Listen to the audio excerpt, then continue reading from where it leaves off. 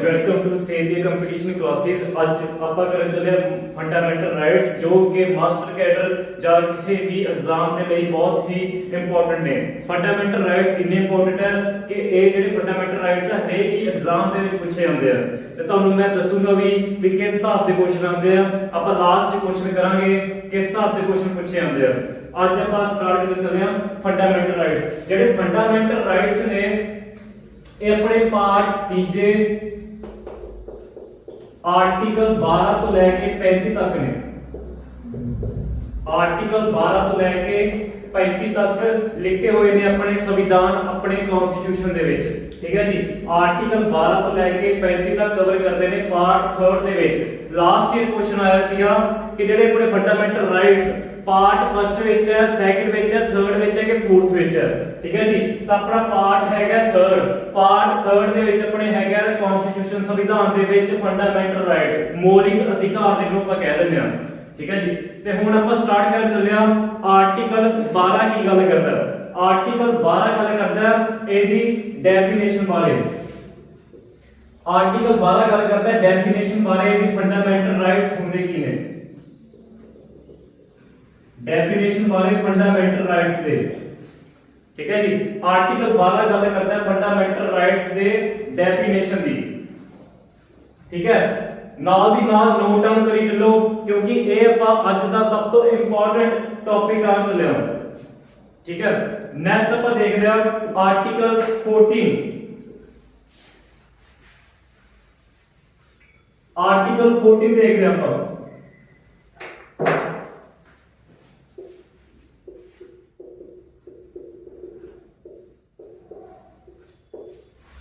Article 14 कादी गल करता है? आर्टिकल 14 कहता है कि संविधान के सामने लॉ के सामने सारे ही एक बराबर ने।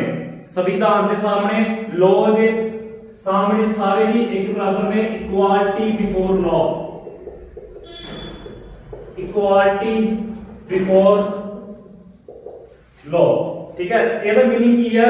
मान लो कोई भी सीएम है या पीएम है, ठीक है, वो गलती कर रहा है, संविधान की उल्लंघना कर रहा है, तो ओदा भी वही हक बनता है। ते आपां जे कर रहे नॉर्मल बंदे आपां भी जे उल्लंघना कर रहे हैं तो दोवां नूं जेहड़ी सेम जेल या दोवां नूं जेहड़ी पनिशमेंट है दोवां नूं ही सेम मिलूगी। वो ऐ नहीं देखिया जाऊगा भी सीएम है या पीएम है इन्हां नूं घट आपां थोड़ी देनी है सजा। ठीक है जी, तो सारे ही एक बराबर ने संविधान के सामने लॉ के सामने। ये सीगा अपना आर्टिकल नंबर 14। ठीक है, नाल दी नाल नोट डाउन करी चलो। आर्टिकल 15 की गल करते हैं। आर्टिकल 15 की कह रहा है? आर्टिकल 15 कहता है कि आपां नूं रिलीजन के नाम ते, धर्म के नाम ते, कास्ट के नाम ते, सैक्स के नाम ते, ओदा किथे जन्म होया, इस आधार ते आपां किसे दे नाल भी वितकारा नहीं करना। ठीक है जी, ये आपां नूं कहता है प्रोहिबिशन ऑन डिस्क्रिमिनेशन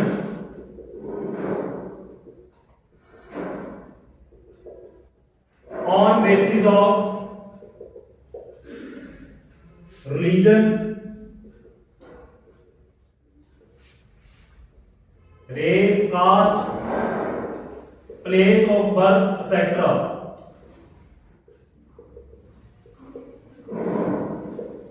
ठीक है जी, आ सीगा ਆਪਾਂ ਪੰਜਾਬੀ ਦੇ ਵਿੱਚ ਨੋਟ ਡਾਊਨ ਕਰਾਂਗੇ ਬਟ ਜ਼ਿਆਦਾ ਆਡੀਅנס ਆਪਣੀ ਇੰਗਲਿਸ਼ ਦੇ ਵਿੱਚ ਤਾਂ ਕਰਕੇ ਇੰਗਲਿਸ਼ ਦੇ ਵਿੱਚ ਨੋਟ ਡਾਊਨ ਕਰਾ ਰਿਹਾ। ਆਪਾਂ ਪੰਜਾਬੀ ਤੇ ਇੰਗਲਿਸ਼ ਦੋਵੇਂ ਹੀ ਬਾਇਲਿੰਗੁਅਲ ਰੱਖਾਂਗੇ। ਤੁਹਾਡਾ ਹੁਣ ਕੀ ਆ ਜਸਟ ਇਹ ਡੈਮੋ ਕਲਾਸ ਹੈ, ਤੁਸੀਂ ਦੇਖਣਾ ਵੀ ਕਿਸ ਹਿਸਾਬ ਦੀ ਚੱਲ ਰਹੀ ਹੈ ਆਪਣੀ ਪ੍ਰੈਪਰੇਸ਼ਨ। ਓਕੇ, ਆ ਜਿਹੜੇ ਆਪਾਂ ਕਰਾ ਰਹੇ ਆ ਬਹੁਤ ਹੀ ਇੰਪੋਰਟੈਂਟ ਨੇ ਜਿਹੜੇ ਆਰਟੀਕਲਸ, ਜਿਹੜੇ ਮੇਨ ਆਰਟੀਕਲਸ ਹੈ ਆਪਾਂ ਉਹੀ ਕਰਾਂਗੇ, ਜਿਹੜੇ ਮਤਲਬ ਇੰਪੋਰਟੈਂਟ ਨਹੀਂ ਹੈਗੇ ਉਹ ਨਹੀਂ ਕਰਾਂਗੇ। ਠੀਕ ਹੈ,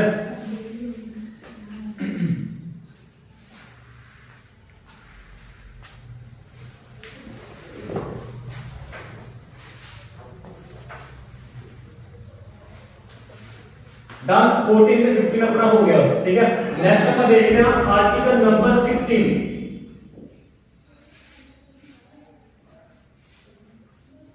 नेक्स्ट अपन देखते हैं आर्टिकल नंबर 16। देखो गल इदा कि हार्ड वर्क ਆਪਾਂ ਸਾਰੇ ਹੀ ਕਰਦੇ ਆ, ਹਾਰਡ ਵਰਕ ਤਾਂ ਆਪਾਂ ਸਾਰੇ ਹੀ ਕਰਦੇ ਆ, ਬਟ ਇੰਪੋਰਟੈਂਟ ਕੀ ਹੁੰਦਾ ਹੈ, ਇੰਪੋਰਟੈਂਟ ਇਹ ਹੁੰਦਾ ਕਿ ਆਪਾਂ ਸਮਾਰਟ ਵਰਕ ਕਿੰਨਾ ਨਾਲ ਕਰ ਰਹੇ ਆ। ਜਦੋਂ ਤੱਕ ਤੁਸੀਂ ਐਮਸੀਕਿਊ ਸੋਲਵ ਨਹੀਂ ਕਰੋਗੇ, ਚਾਹੇ ਜਿੰਨਾ ਮਰਜ਼ੀ ਪੜ੍ਹ ਲਓ, ਤੁਹਾਡੇ ਕੁਝ ਵੀ ਪੱਲੇ ਨਹੀਂ ਪੈਣਾ, ਠੀਕ ਹੈ ਨਾ। ਐਮਸੀਕਿਊ ਸੋਲਵ ਕਰਨ ਦਾ ਵੀ ਇੱਕ ਤਰੀਕਾ ਹੁੰਦਾ, ਠੀਕ ਹੈ। ਉਹ ਤਰੀਕਾ ਤੁਹਾਨੂੰ ਮੈਂ ਦੱਸੂਗਾ ਵੀ ਤੁਸੀਂ ਕਿੱਦਾਂ ਸੋਲਵ ਕਰ ਸਕਦੇ ਹੋ ਐਮਸੀਕਿਊ। ਜੇ ਤੁਹਾਨੂੰ ਨਹੀਂ ਵੀ ਕੁਐਸਚਨ ਆ ਰਿਹਾ, ਫਿਰ ਵੀ ਤੁਸੀਂ ਕਿਵੇਂ ਅਟੈਂਪਟ ਕਰੋਗੇ, ਜਿਹਦੇ ਨਾਲ ਤੁਹਾਡੇ 85% ਚਾਂਸਸ ਬਣ ਜਾਣਗੇ ਉਹ ਕੁਐਸਚਨ ਸਹੀ ਹੋਣ ਦੇ, ਚਾਹੇ ਤੁਹਾਨੂੰ ਨਹੀਂ ਵੀ ਆਉਂਦਾ। ਇਹ ਸਾਰੀਆਂ ਟ੍ਰਿਕਸ ਹੁੰਦੀਆਂ ਨੇ, ਟ੍ਰਿਕਸ ਤੁਹਾਨੂੰ ਮੈਂ ਦੱਸੂਗਾ ਕਿਵੇਂ ਤੁਸੀਂ ਅਪਲਾਈ ਕਰੋਗੇ, ਠੀਕ ਹੈ ਜੀ। ਨੈਕਸਟ ਆਪਾਂ ਦੇਖਦੇ ਹਾਂ ਆਰਟੀਕਲ ਨੰਬਰ 16। ਆਰਟੀਕਲ ਨੰਬਰ 16 ਕੀ ਕਹਿੰਦਾ? ਆਰਟੀਕਲ ਨੰਬਰ 16 ਇਹ ਕਹਿੰਦਾ, ਫੋਰ ਐਗਜ਼ਾਮਪਲ ਧਿਆਨ ਨਾਲ ਸੁਣੋ, ਕਾਪੀ ਪੈਨ ਛੱਡ ਦਿਓ ਆਪਣੇ। ਫੋਰ ਐਗਜ਼ਾਮਪਲ ਇੱਕ ਕੁੜੀ ਆ ਇੱਕ ਮੁੰਡਾ, ਠੀਕ ਹੈ ਜੀ। ਮੰਨ ਲਓ ਇਹ ਕੁੜੀ ਆ ਤੇ ਆ ਮੁੰਡਾ, ਠੀਕ ਹੈ। ਦੋਵਾਂ ਦੇ ਸੇਮ ਨੰਬਰ ਹੈ, ਦੋਵਾਂ ਦੇ ਸੇਮ ਪਰਸੈਂਟੇਜ ਹੈ, ਦੋਵਾਂ ਨੇ ਸੇਮ ਡਿਗਰੀ ਕੀਤੀ ਆ, ਠੀਕ ਹੈ। ਬਟ ਜਦੋਂ ਦੋਵੇਂ ਜੋਬ ਦੇਣ ਲਈ ਜਾਂਦੇ ਨੇ ਤਾਂ ਮੁੰਡੇ ਨੂੰ ਰੱਖ ਲੈਂਦੇ ਆ, ਕੁੜੀ ਨੂੰ ਰੱਖਦੇ ਨਹੀਂ। ਕੀ ਕਹਿ ਕੇ ਵੀ ਤੂੰ ਕੁੜੀ ਆ, ਤੂੰ ਕੰਮ ਨਹੀਂ ਕਰ ਸਕਦੀ, ਠੀਕ ਹੈ। ਇਹ ਆਪਣਾ ਆਰਟੀਕਲ ਨੰਬਰ 16 ਕੀ ਕਹਿੰਦਾ ਹੈ? आर्टिकल नंबर 16 अपना कहता है equality of opportunity, equality of opportunity in matter of public employment. भी जे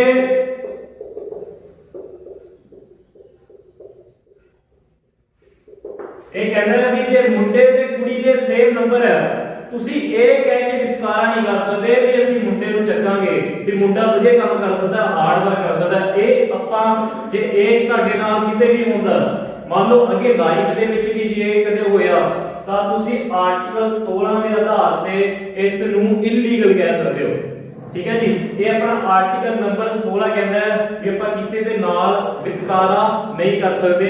ਆਰਟੀਕਲ ਨੰਬਰ 16 ਆਪਣੀ ਇਹ ਗੱਲ ਕਰਦਾ ਹੈ, ਠੀਕ ਹੈ ਜੀ। ਨਾਲ ਦੀ ਨਾਲ ਨੋਟ ਡਾਊਨ ਕਰੀ ਚਲੋ, ਇੰਪੋਰਟੈਂਟ ਆਰਟੀਕਲਸ ਚੱਲ ਰਹੇ ਨੇ।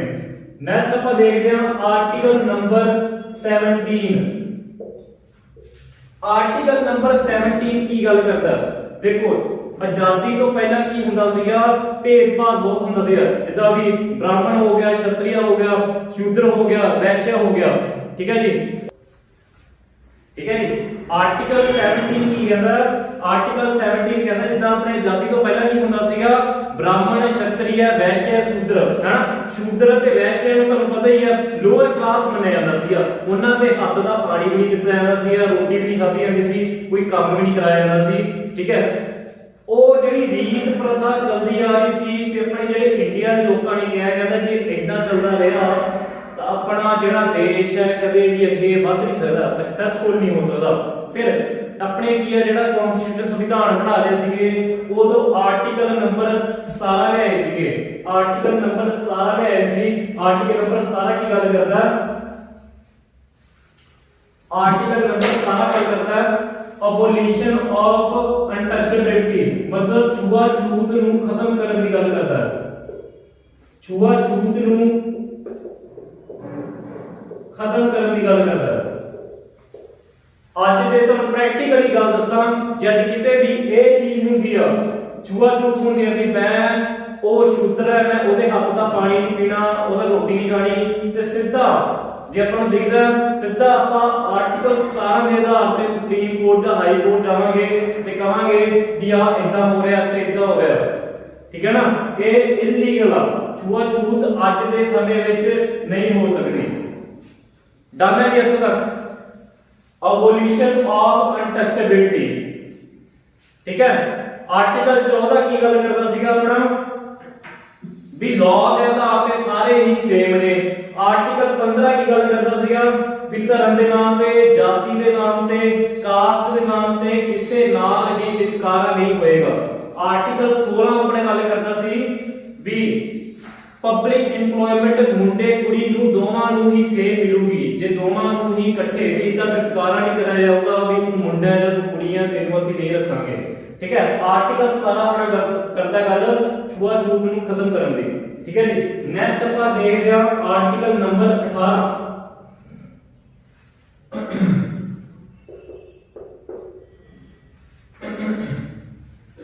आर्टिकल नंबर 18 बहुत important article, abolition of titles, abolition of titles. Titles ਮੈਨੂੰ ਦੱਸੋ ਕੀ ਹੁੰਦਾ ਵੀ ਜਿਹੜੇ ਟਾਈਟल्स ਨੂੰ ਖਤਮ ਕਰਨ ਦੀ ਗੱਲ ਕੀਤੀ ਹੈ। ਟਾਈਟल्स ਜਿਵੇਂ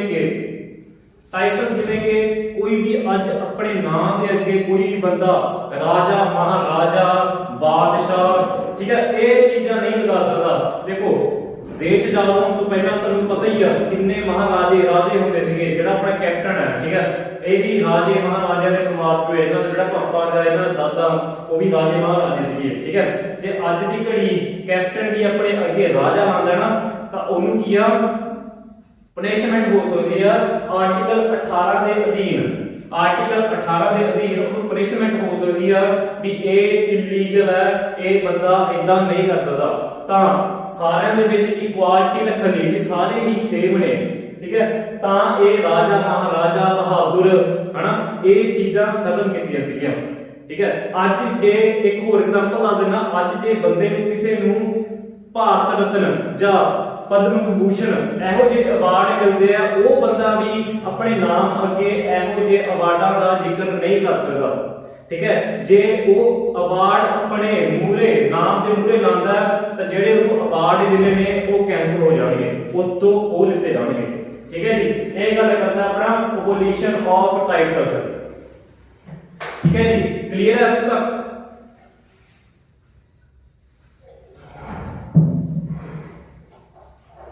ਮੈਨੂੰ ਇੱਕ ਸਟੂਡੈਂਟ ਨੇ ਆਫਲਾਈਨ ਕਲਾਸ ਦੇ ਵਿੱਚ ਪੁੱਛਿਆ ਸੀਗਾ ਕਿ ਸਰ ਆਪਾਂ ਡਾਕਟਰ ਲਾ ਦਿੰਦੇ ਆ, ਇੰਜੀਨੀਅਰ ਲਾ ਦਿੰਦੇ ਆ, ਠੀਕ ਹੈ, ਡੀਐਸਪੀ ਲਾ ਦਿੰਦੇ ਆ, ਆਈਏਐਸ ਲਾ ਦਿੰਦੇ ਆ, ਇਹ ਕਿਉਂ ਲਾ ਦਿੰਦੇ ਆ? ਫਿਰ ਜੇ ਅਬੋਲਿਸ਼ਨ ਆਫ ਟਾਈਟल्स ਦੀ ਗੱਲ ਕੀਤੀ ਹੈ ਤਾਂ ਦੇਖੋ ਜਿਹੜੇ ਇਹ ਡਾਕਟਰ ਇੰਜੀਨੀਅਰ ਹੋ ਗਏ, ਇਹ ਆਪਾਂ ਨੂੰ ਦੱਸਣ ਲਈ ਜੀ ਆਪਣਾ ਪ੍ਰੋਫੈਸ਼ਨ ਦਰਸਾਉਣ ਲਈ, ਠੀਕ ਹੈ ਜੀ, ਵੀ ਆਪਣਾ ਪ੍ਰੋਫੈਸ਼ਨ ਕੀ ਹੈ, ਠੀਕ ਹੈ ਨਾ। ਇਹ ਟਾਈਟल्स ਦੇ ਵਿੱਚ ਨਹੀਂ ਆਉਂਦੇ। ਟਾਈਟल्स ਹੋ ਗਏ ਜਿੱਦਾਂ ਰਾਜਾ, ਮਹਾਰਾਜਾ ਹੋ ਗਿਆ, ਬਹਾਦਰ ਸ਼ਾਹ ਹੋ ਗਿਆ, ਇਹ ਹੁੰਦੇ ਟਾਈਟल्स। ਇਹ ਗੱਲ ਕੀਤੀ ਸੀ ਆਪਣੀ 18 ਦੇ ਵਿੱਚ ਵੀ ਇਹ ਟਾਈਟल्स ਨਹੀਂ ਹੋਣੇ ਚਾਹੀਦੇ। ਹੁਣ ਆਪਾਂ ਗੱਲ ਕਰਦੇ ਹਾਂ ਨੈਕਸਟ, ਅੱਗੇ ਵਧਦੇ ਹਾਂ ਆਰਟੀਕਲ ਨੰਬਰ 19 ਦੇ ਵਿੱਚ। ਆਰਟੀਕਲ ਨੰਬਰ 19 ਦੇ ਵਿੱਚ ਕੀ ਕਹਿੰਦਾ?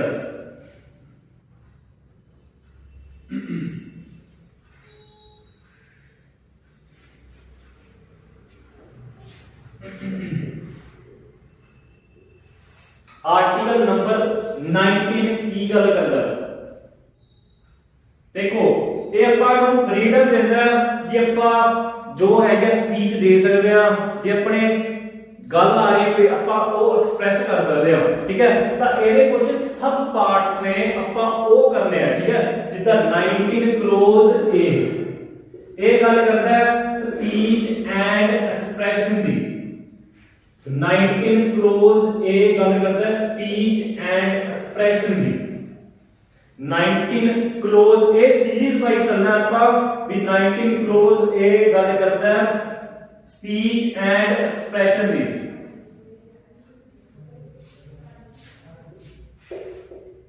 19 क्लोज बी गल करता है असेंबल पीसफुली, भी ਆਪਾਂ ਇਕੱਠੇ ਹੋ ਸਕਦੇ ਆ, assemble peacefully and without arms, ਵੀ ਆਪਣੇ ਕੋਲ ਹਥਿਆਰ ਨਹੀਂ ਹੋਣੇ ਚਾਹੀਦੇ, ਆਪਾਂ ਇਕੱਠੇ ਹੋ ਸਕਦੇ ਹਾਂ।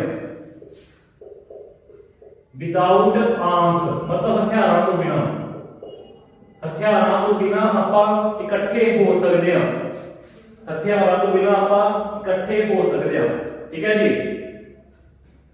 फिर 19 क्लोज सी कहता है भी ਆਪਾਂ यूनियन बना सकते हैं, form unions and association, unions and association, भी ਆਪਾਂ एसोसिएशन भी बना सकते हैं ਤੇ यूनियन भी बना सकते हैं, ठीक है।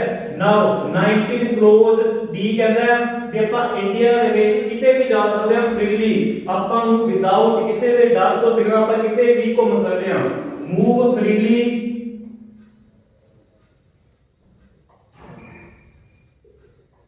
इनसाइड इंडिया, इंडिया ਦੇ ਵਿੱਚ ਆਪਾਂ ਕਿਤੇ ਵੀ ਘੁੰਮ ਸਕਦੇ ਹਾਂ, ਠੀਕ ਹੈ ਜੀ। ਇਹ ਲਾਈਨ ਵਾਈਜ਼ ਯਾਦ ਰੱਖਣੇ ਆਪਾਂ ਵੀ 19 क्लोज ए ਕੀ ਕਹਿੰਦਾ ਸੀ, 19 क्लोज बी सी, ठीक है। है जी। आ सीरीज वाइज ही याद रखांगे आप।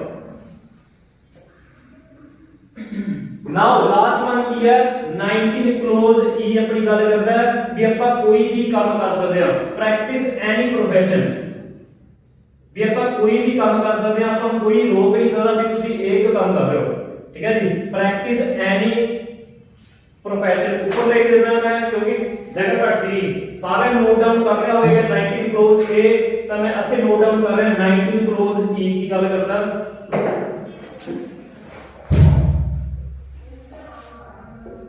Practice any profession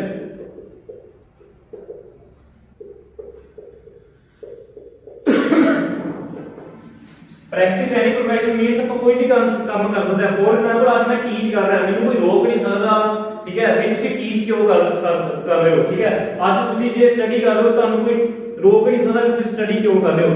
article number 19 ई ਆਪਾਂ ਨੂੰ ਇਹ ਓਪਰਚੁਨਿਟੀ ਦਿੰਦਾ ਹੈ, ठीक है जी। प्रैक्टिस एनी प्रोफेशन के ਆਪਾਂ कोई भी काम कर सकते हैं।